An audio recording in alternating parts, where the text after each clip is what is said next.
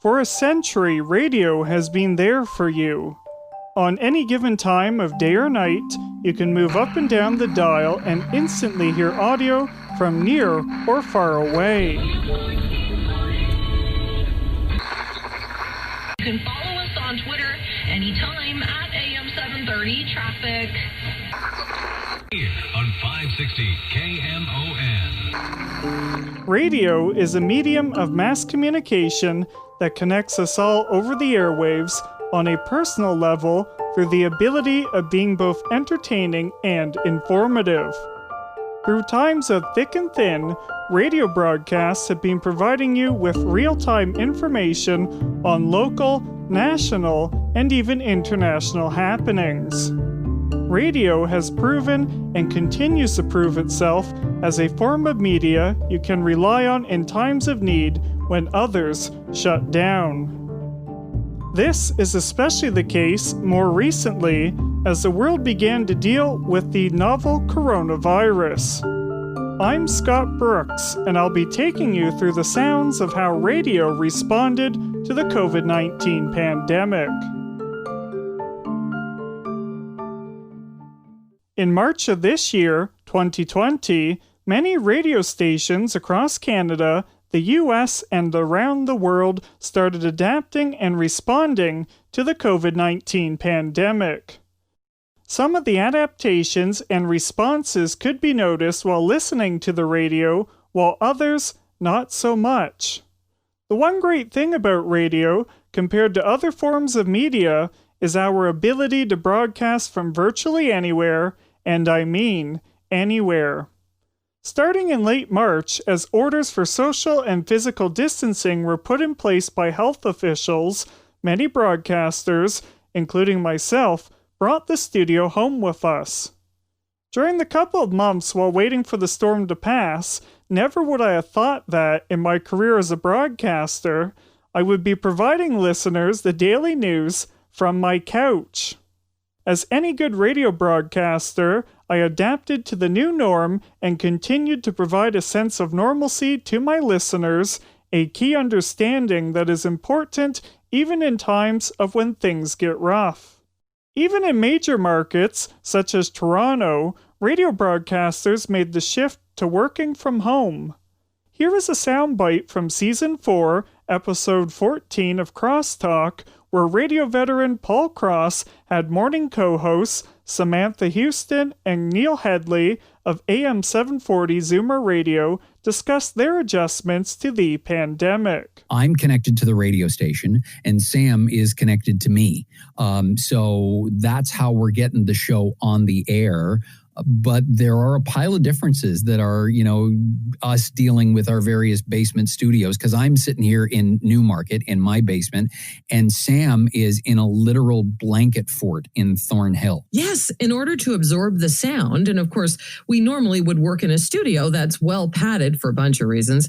And, well, you know who I'm working with. And, but I'm at home here. And so I've set up sort of these make-believe walls around me, and I've just draped a bunch of blankets over all of them and tucked pillows in front of those so that there's no echo, or there's less echo, or I sound more like I'm in a real professional studio, where Headley actually has a studio in his house because he's kind of a big deal. Another example of working from home is radio host Nikki Jabor on News 97.5 Halifax. Big thanks to Sam Callio, our producer, who is in the News 95.7 studio today, as I broadcast live from my basement.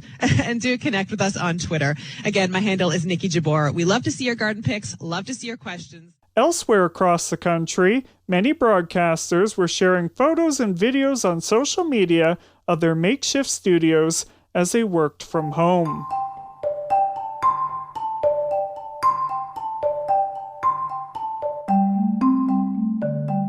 Now, as for the adaptations and responses that could be noticed while listening to the radio, there are many examples.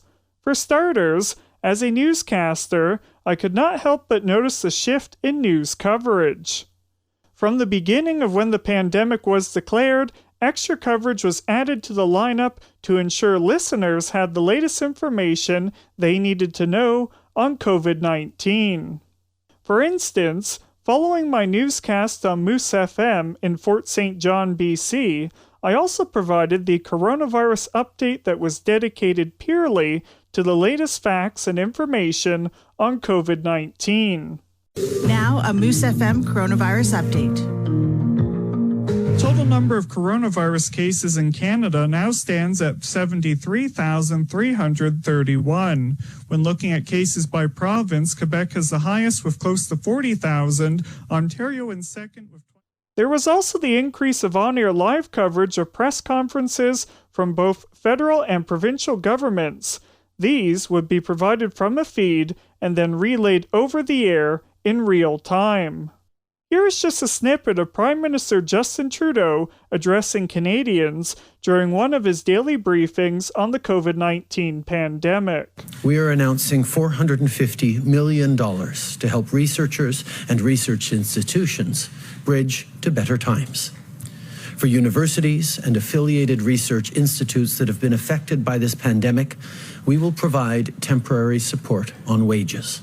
Radio was also first in coverage when bringing developing stories of the many updates that were made during the pandemic. In a web survey conducted for the Canadian Press, polling firm Leger and the Association for Canadian Studies, 57% of respondents said leaving their home for a public space caused anxiety. Prime Minister Justin Trudeau has revealed the first Canadian clinical trials for a potential COVID-19 vaccine have finally been approved. Health Canada has now approved the first Canadian clinical trials for a potential COVID-19 vaccine.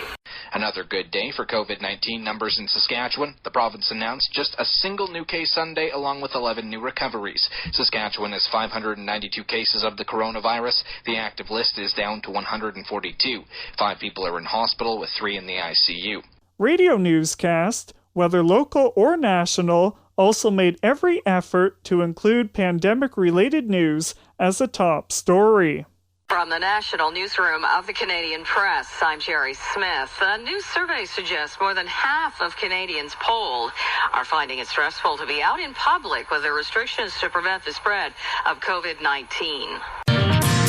Alberta sees another COVID-19 related death. Health Canada says it has authorized the first use of COVID-19 blood tests in Canada. Even during the seriousness of the pandemic, there were even lighthearted news stories to be shared, such as this one from 680 News Toronto's Kevin Meisner. Staying at home during lockdown is giving us a lot of extra time. Some people are learning a musical instrument, taking up a hobby. A Pickering woman and her daughter are dressing up as dinosaurs to give away handmade masks. This all started when Demi Antonakis and her mom Nina started making reusable masks for shelters and nonprofit groups. Then we figured while we were at it, we might as well distribute some to our neighbors, and my mom thought to do it in the dino suits. Nina says the reaction as they wobble around Young Dundas Square and elsewhere has been overwhelmingly positive. The biggest response actually that we've gotten, it isn't thank you for the masks so much as the thank you for doing this and giving me something to smile about today. So far they've given away 300 masks, but what's life like inside that suit? It is very hard to walk and very hard to see in those suits, but it's so worth it. Instagram videos of the pair in costume have received attention from 16 countries around the world. Groups who would like the masks can send an email to dinomaskmakers@gmail.com. In Pickering, I'm Kevin Meisner. Along the lines of news, talk shows such as iHeartRadio Canada's Late Shift with Jason Agnew even opened up to allow listeners to share about their lives while in isolation. Keeping you company in unsure times, keeping you company overnight. That is what I'm here to do, and the phone lines are always open for you to chat with me.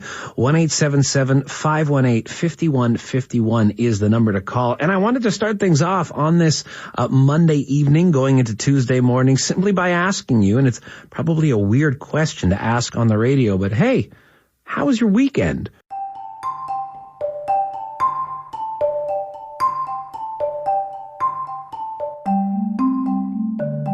Aside from news, on both sides of the border, radio responded to the pandemic by having on-air personalities provide comfort and reassurance to listeners during these trying times. KRKO radio personality Heidi May of Everett, Washington, did what so many other personalities did, and that was making the connection with listeners and reassuring them that they are not alone. Everett's Greatest Hits, KRKO. Hi there, I'm Heidi May. Hey, this stay-at-home order is extended through May 31st, and I don't know about you, but I need a haircut. Oh my gosh, it's like out of control. My neighbor's going to come cut my husband's hair, and I'm going to have her trim mine too. Desperate times, you know how that goes. Those hairstylists are going to be so busy when they reopen. It's probably going to take another month just to get in to see them, to get an appointment. We've got another 7 in a row coming up next for you right here on KRKO. Advertisements, produced promos, and PSAs are also examples of adaptations and responses to the pandemic that were noticed while listening to the radio. Here is a selection of various ads, promos, and PSAs from radio stations that I collected from Canada and the US that were played during the pandemic. Hi, I'm Laura Pedone, Quality Control Manager at Monte Carlo Inns. At Monte Carlo Inns, we know it's not business as usual. In these unprecedented times, we are here for you. Should you need an office away from home or just a comfortable night's sleep, we are taking additional measures to ensure your health and safety. By doing so, we will do our best to make Monte Carlo Inns your home away from home. Our hearts go out to everyone who has been affected by this pandemic, and we will continue to do whatever we can to keep things positive, to be an escape. We promise this: KRKO will never shut down the music. One of our rules is to be there with an uplifting blend of Everett's greatest hits when you need to escape. As an essential business serving Western New York, all 3 locations are open at the Ideal You Weight Loss Center. As always, we put our clients and our staff's health and safety first. Since March 19th, we've been offering curbside pickup for prepaid phone orders to ensure our clients get their products and stay on a healthy course. Together, we are making a difference to stop the spread of COVID-19. As businesses and workplaces begin to reopen, we all have to continue doing our part to keep everyone safe. Remember to practice physical distancing or wear a face covering if physical distancing is a challenge, and wash your hands thoroughly and often. Whether inside or out, stay safe and save lives. For more information, visit ontario.ca/coronavirus, paid for by the Government of Ontario. And it wasn't just adaptations and responses for the listeners that were heard, but also ads to support the radio station's clients and the local businesses of the listening area. Stingray is here to help local business keep moving forward. Announcing the $15 million Stingray Local Stimulus Plan. Qualifying local business owners can apply now for advertising grants on this Stingray radio station.